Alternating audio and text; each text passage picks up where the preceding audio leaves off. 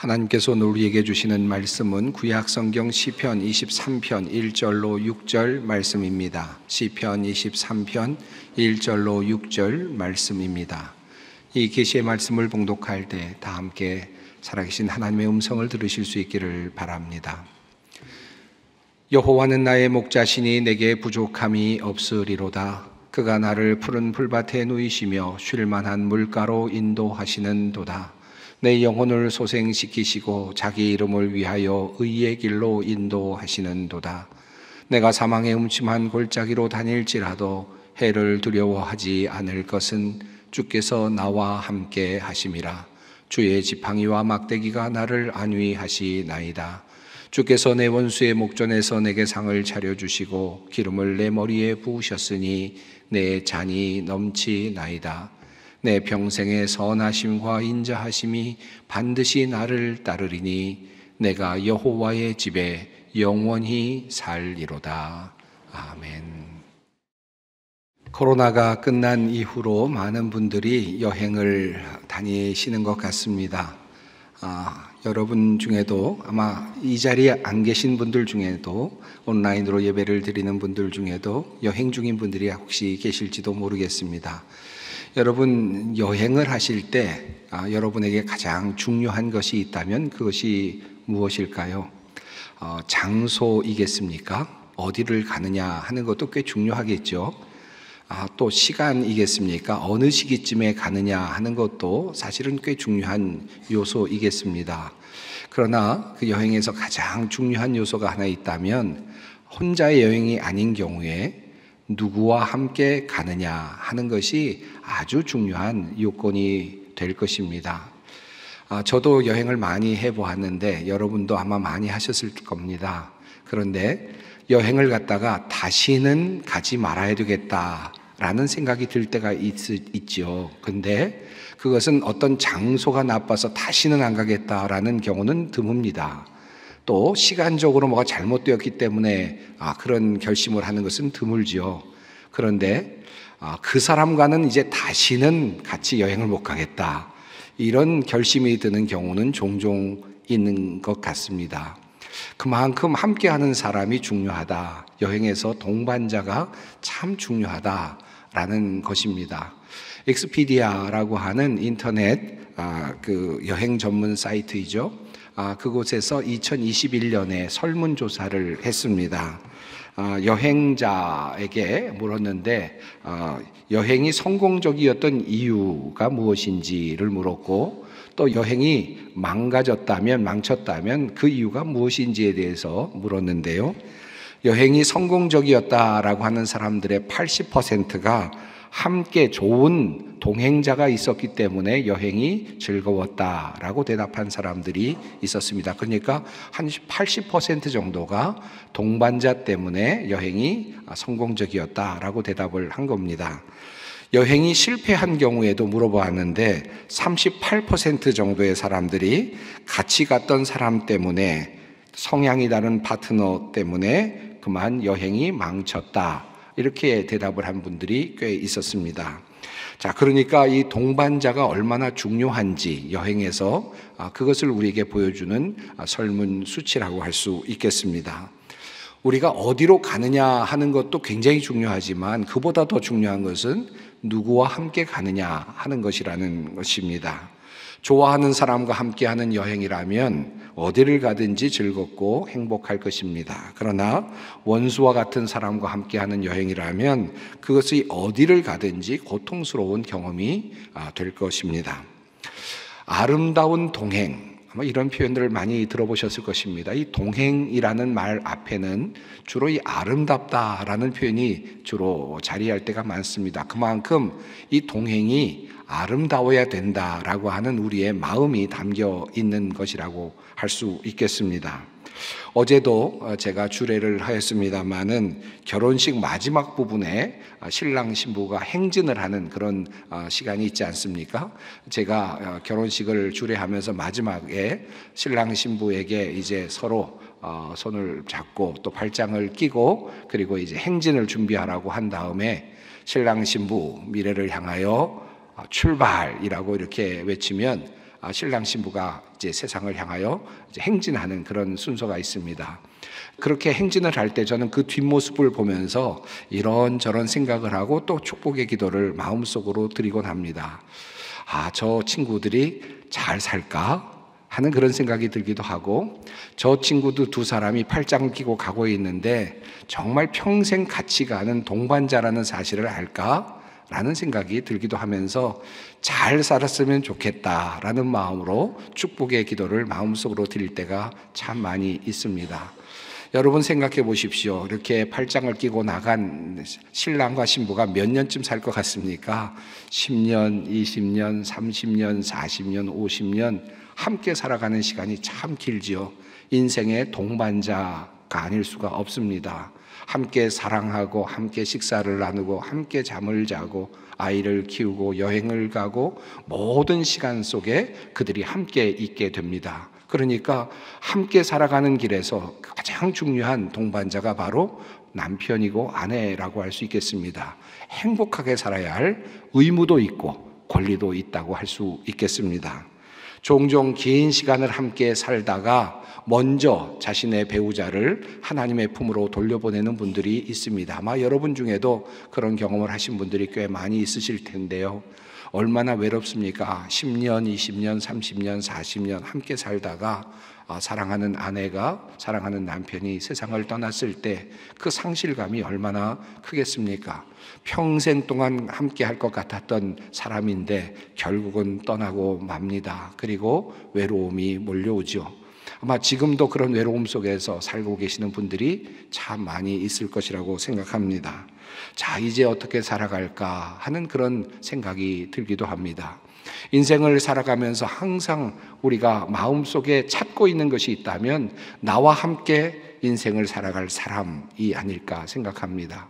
사실 어떤 분들은 나는 홀로 살아갈 수 있다라고 말하기도 하고 나는 홀로 살아가는 것이 훨씬 더 편하다라고 그렇게 말하는 분들도 있습니다만은 사실 그의 삶을 곰곰이 살펴보면 실제로는 홀로 살아갈 수 없는 것이라는 것을 알게 됩니다. 누군가의 도움을 받고 있고 누군가와 함께 의존하면서 살아가는 것이 인생이라고 할 수 있겠습니다.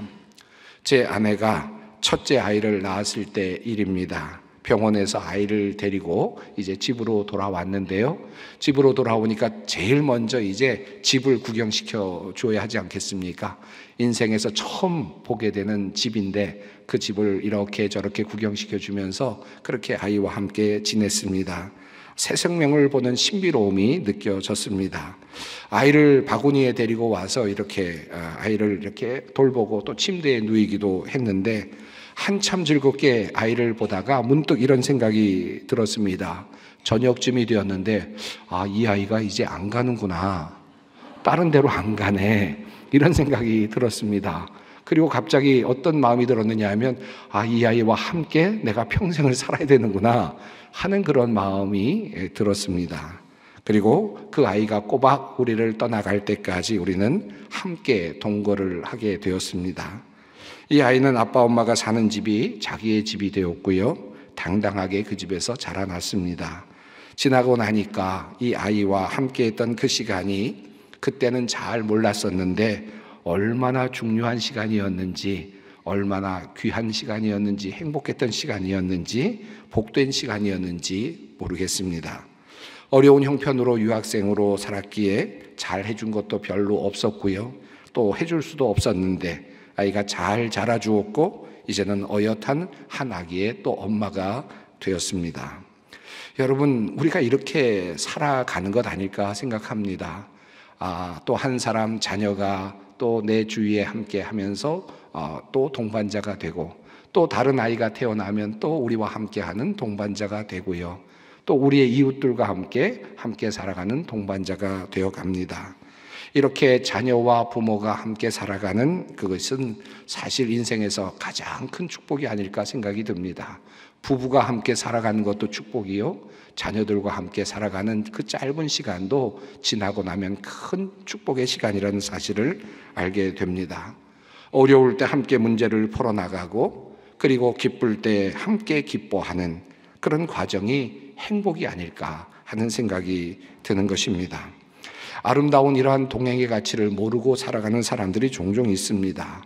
그런 사람들은 인생을 헛되게 살아가는 사람들이라고 할 수 있겠습니다. 우리 옆에 동반자들이 함께 가고 있는데, 내 아내가, 내 남편이, 내 자녀들이 함께 살아가고 있는데, 주변의 이웃들이 함께 살아가고 있는데, 때로 우리들은 저 먼 곳에서 무엇인가 희망을 찾으려고 할 때가 참 많습니다.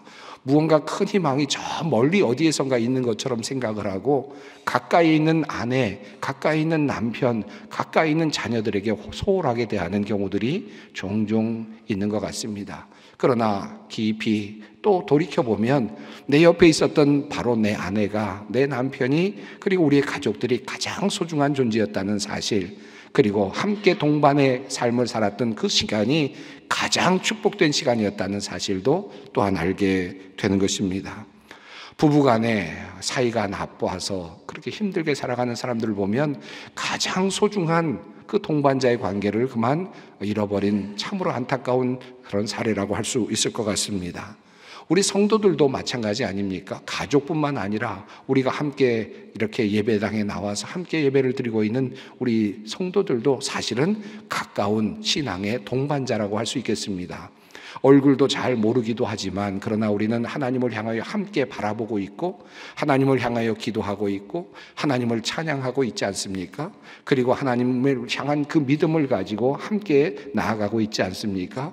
함께 가고 있는 이 신앙의 동반자들이 얼마나 귀중한 존재인가, 이것이 얼마나 소중한 것인가, 우리가 깊이 생각해 볼 필요가 있겠습니다. 며칠 전에 미국에 사는 저희 아이 부부가 갓 100일이 되어가는 아기를 데리고 한국을 방문했습니다. 연로하신 증조 할머니 또 증조 할아버지께 속히 아이를 보여드리고 싶은 마음이 있었던 것 같습니다. 아이가 얼마나 귀여운지 말로 다 할 수 없었습니다. 한참 제가 손녀를 보고 있었는데 문득 엄마가 된 저의 딸이 저에게 이렇게 이야기를 하였습니다. 엄마, 아빠, 전에는 내가 생각을 하지 못했었는데 문득 이런 생각이 들었어요 라고 말하면서 엄마 아빠가 나를 정말 수만 번 이상 나를 보았겠구나 라는 생각이 문득 들었다라는 것입니다. 그리고 나서 생각해 보니까 그랬겠구나 하는 생각이 스쳐 지나갔습니다. 그것도 그냥 바라본 것이 아니죠. 늘 웃는 모습으로 방긋방긋 웃어가면서 수만 번 그 아이를 보았겠구나 하는 생각이 들었습니다. 이것이 바로 우리와의 아이의 관계가 아니었을까? 내가 아이를 보면서 우리 엄마 아빠가 또 이렇게 키웠겠구나 하는 그런 생각이 들었었는데, 또 이제 우리 아이가 또 그렇게 아이를 보면서 또 그렇게 웃으며 키워갈 것입니다. 이것이 바로 우리의 모습이 아닐까 생각합니다. 이렇게 방긋방긋 웃어가면서 수만 번씩 바라보지만 정작 그 아이는 그 부모가 그만큼 바라보았는지, 그렇게 수만 번 웃어주었는지를 까맣게 잊으면서 자라나겠죠. 그러다가 저는 갑자기 하나님의 말씀인 스바냐서가 생각이 났습니다. 너의 하나님 여호와가 너의 가운데 계시니 그는 구원을 베푸실 전능자이시라. 그가 너로 말미암아 기쁨을 이기지 못하시며 너를 잠잠히 사랑하시며 너로 말미암아 즐거이 부르며 기뻐하시리라 하리라. 하나님이 우리를 향하여서 이렇게 잠잠히 사랑하시고 나를 보시면서 기뻐하신다라고 하는 이 말씀이 제 마음속에 다시 들어왔습니다. 마치 내가 우리 아이를 바라보면서 방긋 웃어주고 또 그렇게 웃어주었던 수만 번의 시간을 우리 아이가 기억하지는 못하는 것처럼, 우리 역시 하나님께서 우리를 보시면서 웃어주시고 기뻐하시는 그 모습을 우리는 보고 있지 못하고 알지 못하는 것이 아니었을까 하는 생각이 들기도 했습니다. 하나님이 우리를 보시며 기쁨을 이기지 못하여 하신다. 하나님이 우리를 보시며 잠잠히 사랑하신다. 하나님이 우리를 보시며 즐거이 부르며 기뻐하신다 라고 하는 이 말씀이 저의 마음속을 파고 들어왔습니다. 사실 성경을 보면 이스라엘 백성들을 보시면서 하나님께서 자기 자식처럼 아끼시는 모습이 여러 번 여러 곳에 잘 그려지고 있습니다. 이사야서도 같은 말씀이 있습니다. 야곱아 이스라엘아 이 일을 기억하라. 너는 내 종이니라. 내가 너를 지었으니 너는 내 종이니라. 이스라엘아 너는 나에게 잊혀지지 아니하리라. 내가 너를 낳았기 때문에, 내가 너를 만들었기 때문에 너는 나에게 절대로 잊혀지지 않는다. 하나님께서는 우리를 향하여 그렇게 말씀하셨습니다. 이사야서 46장 역시 그러합니다. 너희가 노년에 이르기까지 내가 그러하겠고 백발이 되기까지 내가 너희를 품을 것이라. 내가 지었은즉 내가 업을 것이요 내가 품고 구하여 내리라. 하나님께서 우리를 향하여서 사랑의 고백을 하시는데, 내가 너를 지었으므로 내가 너를 업을 것이고 내가 너를 만들었으므로 내가 너를 안고 가겠다, 품고 가겠다. 사랑하는 어머니의 모습으로, 사랑하는 아버지의 모습으로 우리를 향하고 계신 모습을 성경은 우리에게 말씀하고 있습니다. 이것이 바로 우리가 알지 못하는 하나님의 동행하심이라고 할 수 있겠습니다. 하나님이 우리와 함께 하시고 우리를 잠잠히 보시며 사랑하고 계신다. 성경은 끊임없이 우리에게 말씀하고 있습니다. 아주 오래전의 일입니다마는 예수님을 믿고 세례받은 한 분의 이야기입니다. 제가 유학 시절에 그 당시에 보스턴에 오셔서 공부를 하고 계셨던, 연구를 하고 계셨던 의과대학 교수님을 전도한 일이 있습니다. 그래서 예수님을 믿게 되었고, 그리고 마침내 그분이 세례를 받으시는 일이 있었습니다. 세례를 받으신 다음에 그날 저녁에 함께 모여서 이야기를 나누고 식사를 하는데, 그때 그분이 저에게 이런 말을 하였습니다. 사실 그분은 오래전에 아버지를 여의어서 사실은 아버지 없이 자란 분이었습니다. 홀로 어머님을 모시고 또 동생들을 간수하느라고 참 무거운 짐을 지고 살았던 분이었던 것 같습니다. 자, 그런데 그가 세례를 받은 다음에 저에게 이렇게 고백을 하는 겁니다. 저는 지금까지 저의 혼자의 힘으로 살아왔는데, 그리고 아버지 없이 살아왔는데, 제가 세례를 받고 나니 하나님이 나의 아버지가 되신다니 이제 마음이 놓입니다. 마음이 평안합니다. 하나님께서 나를 지켜주실 것이니 그 마음이 저에게 큰 위로가 됩니다. 이런 말씀을 하시는 겁니다. 참 그 말씀이 제 마음속에 다가왔습니다. 하나님은 어떤 분이신가? 하나님은 우리의 아버지가 되시고, 하나님은 우리의 어머니가 되시고, 우리의 목자가 되시고, 나를 지키시는 분이시고, 하나님은 우리 가까이 계시는 분이시다 라고 하는 사실을 성경은 끊임없이 우리에게 말씀합니다. 우리가 하나님과 동행한다라고 말을 합니다. 그것은 우리가 자발적으로 하나님을 따라 나선다라는 의미라기보다는 하나님이 이미 우리와 함께 계신다는 사실을 우리가 인지하고 그것을 받아들이는 것이라고 할 수 있겠습니다. 바로 이것이 성경이 말하고 있는 동행의 의미 아니겠습니까? 성경에 보면 하나님과 동행하는 것이 가장 큰, 아주 귀한 하나의 중요한 덕이라는 사실을 성경은 끊임없이 말씀합니다. 에녹의 경우가 그러하죠. 에녹이 하나님과 동행하더니 하나님이 그를 데려가심으로 세상에 있지 아니하였더라. 하나님과 동행하는 것은 최고의 단계라고 할 수 있겠습니다. 노아의 경우도 그러합니다. 이것이 노아의 족본이라. 노아는 의인이요 당대의 완전한 자라. 그는 하나님과 동행하였으며. 신앙적으로 가장 위대한 단계에 놓여 있는 사람들, 그 사람들이 보여주었던 바로 그 모습이 하나님과 동행하는 것이었다라고 성경은 말씀합니다.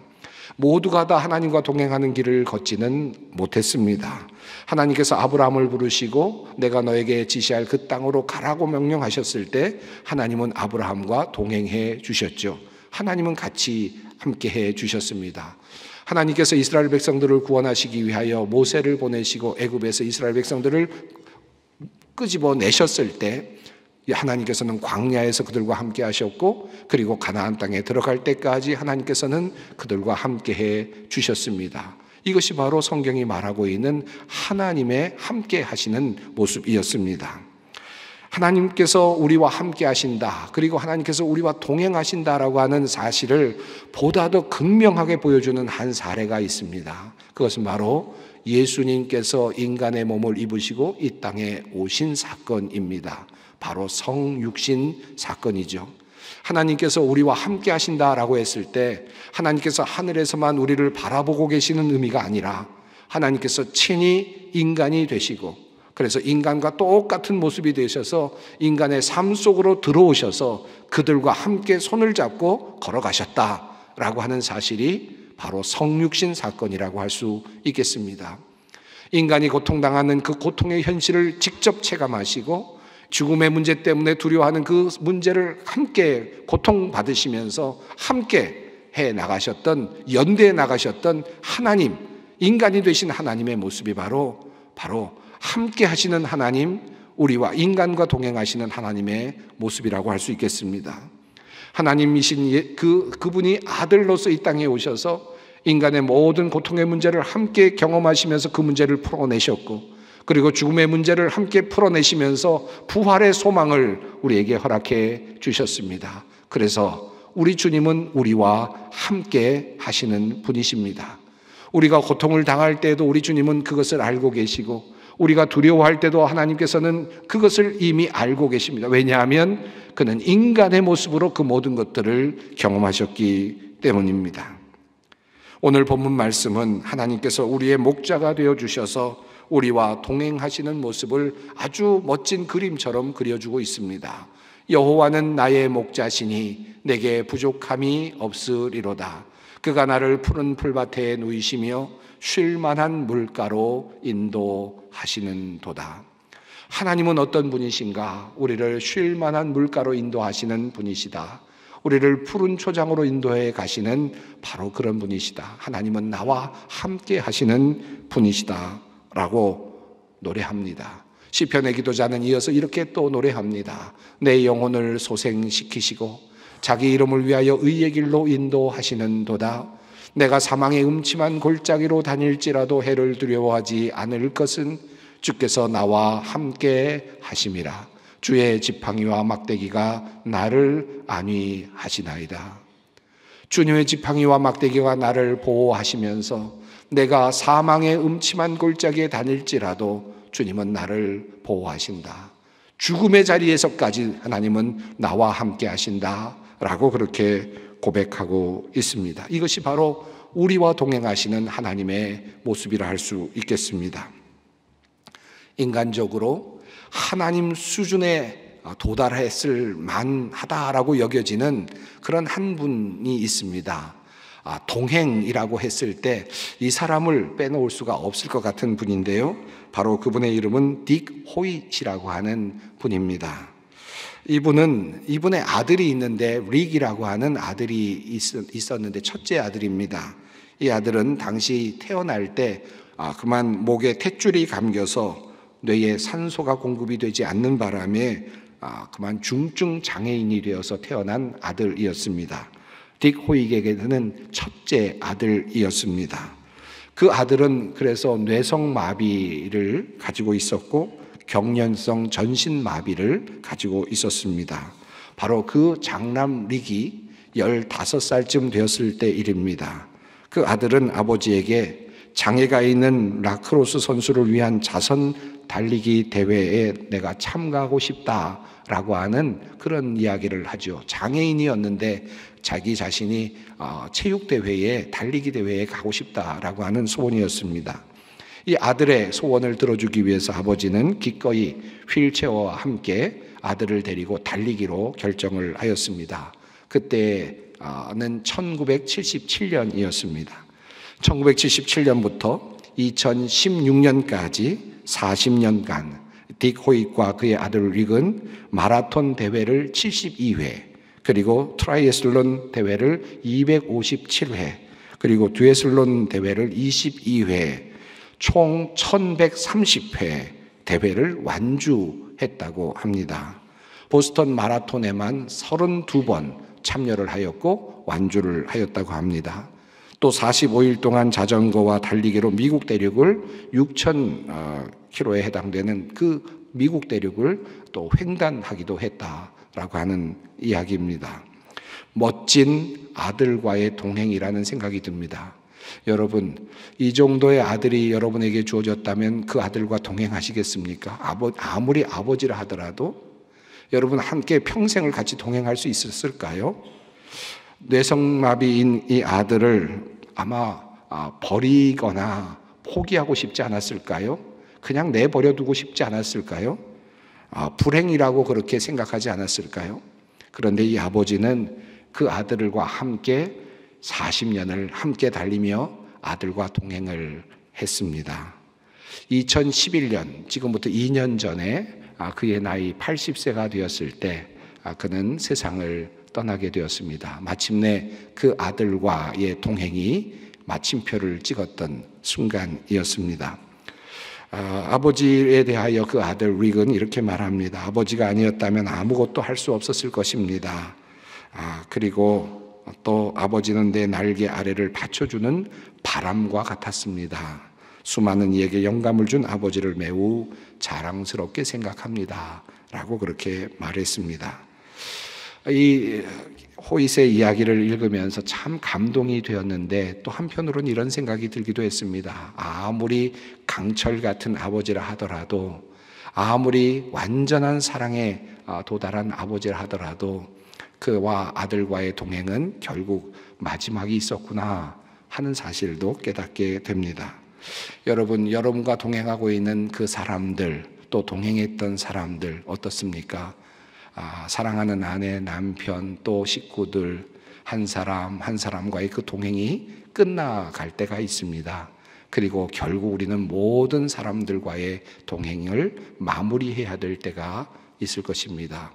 우리가 인생을 살아가면서 함께 동행하는 귀한 축복을 누리지만 우리는 인간이기에 우리의 숨이 멈추는 그 순간, 또 다른 사람의 숨이 멈추는 그 순간, 또 다른 여러 가지 이유로 우리의 동행이 끝날 때가 있습니다. 그런데 단 하나, 우리의 동행이 이어지는 단 하나, 그것은 바로 하나님과 동행하는 일입니다. 하나님은 이 땅에서도 우리와 함께 하고 계시고, 또 우리를 인도하고 계시고, 우리를 푸른 초장으로 이끌어 가시고 쉴 만한 물가로 인도하고 계시는 분이시면서, 그리고 마침내 우리가 죽음 이후에도 모든 우리의 동반자들이 다 이제 멈추어선 그 자리에서도 하나님은 우리와 함께 하시고 우리를 이끌어 주실 것입니다. 사망의 음침한 골짜기에 우리가 다닐지라도 하나님께서는 우리와 함께 하실 것입니다. 하나님은 장소를 넘어서시는 분이시죠. 하나님은 시간도 넘어서시는 분이십니다. 영원히 우리와 함께 하시리라 라고 말씀을 하셨습니다. 요한 웨슬레라고 하는 유명한 목사님이 있습니다. 감리교를 창설하신 목사님이시죠. 세계는 나의 교구다라고 하는 그런 유명한 말로 말씀하셨던 분이시고, 하나님께서는 당신의 일꾼은 땅에 묻으시지만 당신의 일은 계속하신다라고 하는 명문을 만들어서 또 말씀하셨던 분이기도 합니다. 그런데 이분이 마지막에 그가 죽기 직전에 했던 말이라고 해서 우리들에게 전해지는 문장이 하나 있습니다. 그가 세상을 떠나기 전에 그는 마지막으로 이런 말을 하였답니다. 세상에서 가장 좋은 것은 하나님께서 우리와 함께 하신다는 것이다. 이 세상에서 가장 좋은 것은 하나님이 나와 함께 하신다는 것이다. 그것이 그의 마지막 임종의 말이었다고 합니다. 하나님께서 우리와 함께 하십니다. 푸른 초장에 우리를 누이실 것이고, 그리고 하나님께서는 우리를 쉴 만한 물가로 인도하십니다. 하나님께서 이 땅에서 그렇게 하실 것이고, 그리고 또 영원히 그렇게 하실 것입니다. 기도하겠습니다. 하나님, 우리를 낳으시고 지극히 사랑하시는 주님, 우리는 알지 못하지만 주님은 우리를 끊임없이 사랑스러운 눈으로 바라보시며 우리와 함께 우리의 여행길에 함께 하심을 믿음으로 고백합니다. 우리가 어려울 때도 함께 하시며 우리가 기뻐할 때도 함께 기뻐하시는 주님을 찬양합니다. 전능하신 하나님께서, 영원하신 하나님께서 나의 편이 되어 함께 하신다는 이 믿음으로 이 세상에서 힘차게 살게 하시고 영원한 나라를 바라보며 기쁘게 살게 하옵소서. 예수님의 이름으로 기도드립니다. 아멘.